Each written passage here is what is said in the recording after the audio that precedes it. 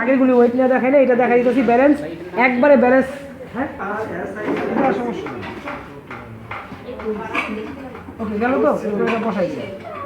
এটা 21.6, জাস্ট এটাকে 21.6। এটাতে অনেকে মার্কার দিয়ে লেখে, অনেকেই মার্কার দিয়ে লেখে, মনে রাখো এটা মার্কার দিয়ে লেখে।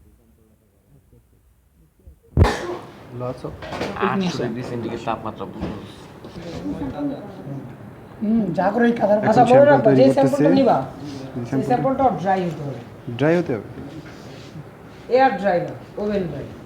এর ভিতরে যেন কোনো ওয়াটার না থাকে। এখন আমরা বিয়ে একটা স্যাম্পল নিয়েছি, আনতে যাই নাই পরীক্ষার সময়। হ্যাঁ আপনি তো পরীক্ষার সময়টা স্যাম্পল দেবেন, তাপ দেওয়াই করে দাও আপনি।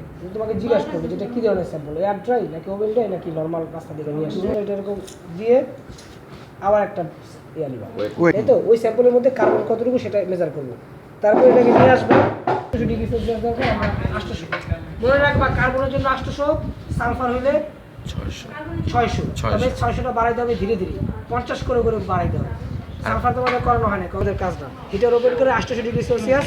তোমাকে শুধু জিজ্ঞাসা করা হবে টেম্পারেচার কত দেওয়া হলো, তোমাকে শুধু জিজ্ঞাসা করা হবে টেম্পারেচার কত দেওয়া হলো, 800 ডিগ্রি সেলসিয়াস। 800 degree Celsius.